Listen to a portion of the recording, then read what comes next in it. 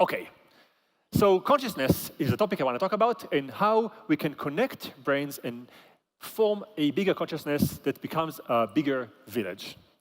And to explain how this works, I'm going to start by saying how we can actually break consciousness, how we can actually take one conscious mind and break it into two, and then we learn how we can actually make two and make them into something bigger.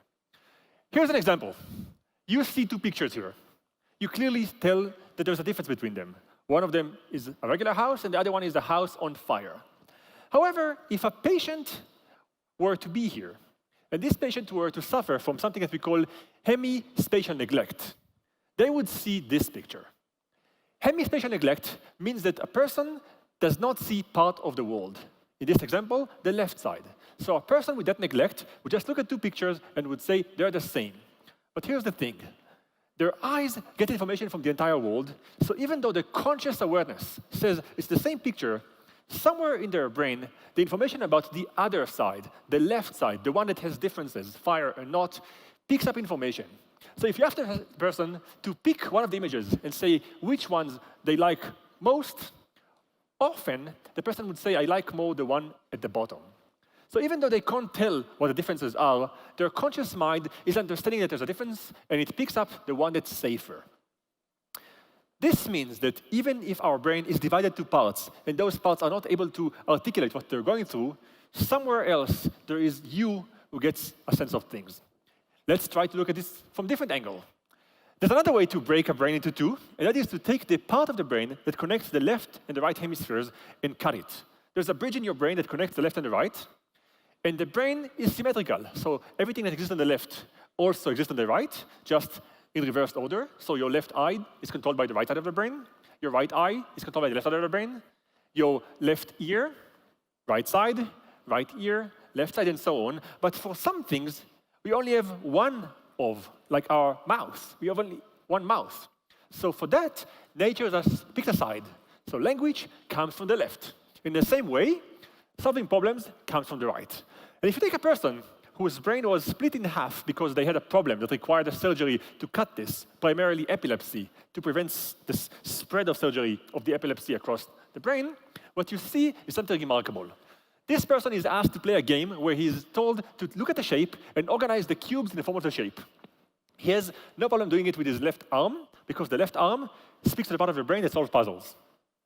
But when he's told to do the same thing with his right arm, he has a hard time, because the right arm doesn't speak to the part of the brain that has problem solving, the bridge doesn't exist, and just struggles with doing this again and again.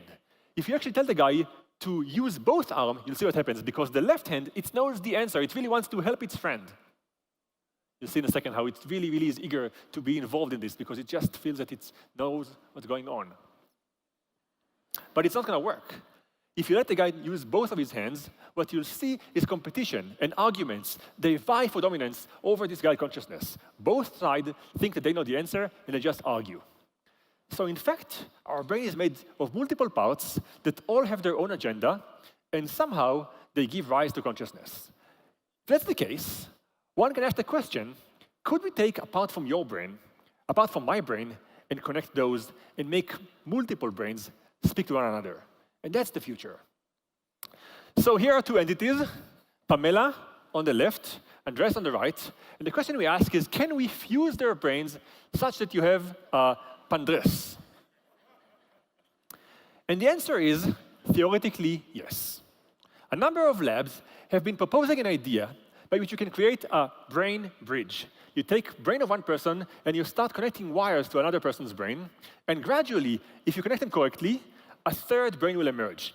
And this third brain isn't just the sum of two entities. It will actually, the theory said, will become a different thing. It won't be just Andreas and Pamela as one. It would be a third thing that would think it is one and wouldn't even know that there were two parts, just like you guys all have left and right hemispheres. And you don't really think of them as two separate things. You just think of you as one. So will this entity. As soon as you fuse the brains, it will think there's just me. For example, if a doctor came to this person and says, you know, you have a tumor on your left side of the brain, and the only way to save your life is to resect this part, the person would say, sure, take it out. And in doing so, it might kill what used to be Andreas before. The same way, if someone came to you and said, hey, you know, you have a tumor on your left hemisphere, you've got to take it out, you would say yes, realizing that at that point, you take part of you that thinks it's one and getting rid of it. So, the important thing is to understand that it is not there yet. This is theoretical. The theory that looks at animals and connections shows that as we gradually connect things, somehow different things happen. But the reason I wanted to talk about it right now is because it seems like everyone wants that. The world is full of people who talk about how to connect brains. And right now, the best way we think about doing that is actually putting a chip in one person's brain, another chip in a different person's brain, and letting the power of connectivity through the internet or Bluetooth actually share ideas. So a number of people in Silicon Valley primarily, like those guys, Elon Musk, Brian Johnson, or in France, Alim Ben Abid, are all looking at different ways to connect the brains to machines, to put a chip inside your head that will read your brain activity and then communicate it to the outside world. Just a few months ago, a remarkable work from Ben Abid came out that showed that you can take a person who couldn't move and connect their brain to an exoskeleton that allowed them to stand up after years of not being able to do that and walk. So this is the first evidence for connecting your brain to machines that will actually aid you get out of it. And if you take it to the extreme, you can imagine an entire soccer team, here's the football again, that's all made of people who just before the plant was in their brain could not walk. People that are disabled, paraplegic, that suddenly get an implant in their brain that allows them to rise and get power again. To make it even more profound, 2 chips in 2 different brains were shown first by a colleague of mine, Miguel Nicolelis, where he put a chip in a mouse's brain in Rio de Janeiro, and another chip in a mouse's brain at Duke University in North Carolina.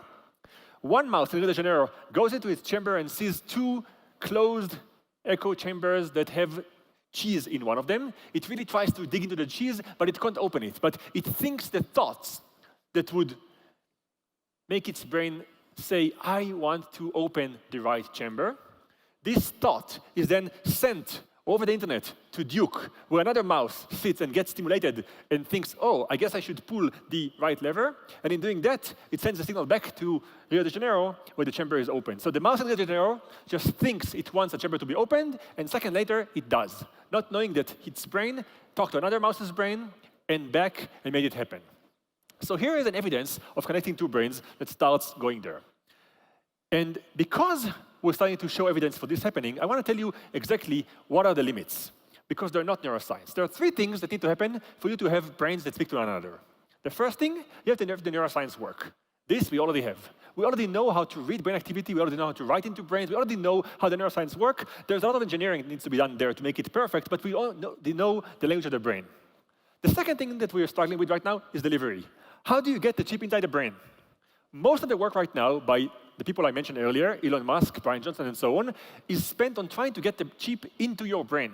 Right now, the only way we know to do that is to drill a hole in the skull and put a chip on the surface of your brain. Not ideal.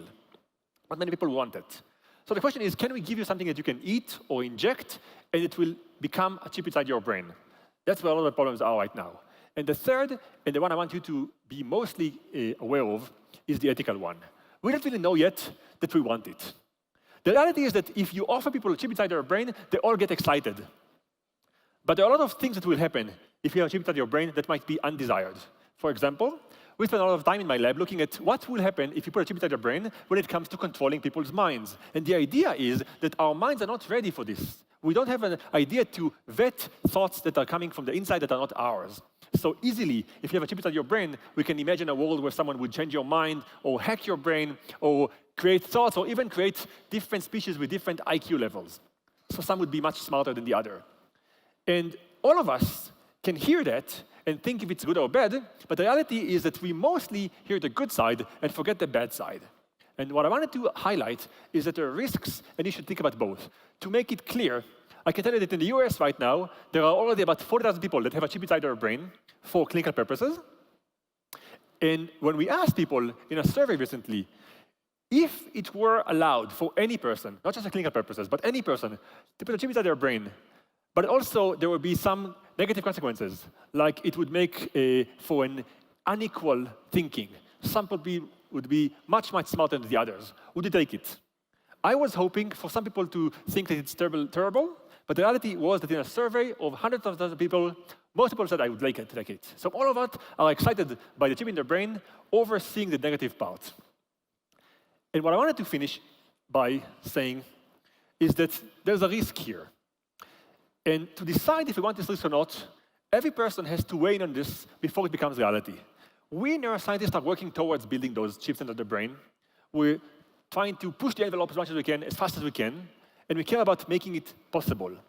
But whether it's good or bad is something that we should talk about right now, when it's not yet there, so we can weigh in on that.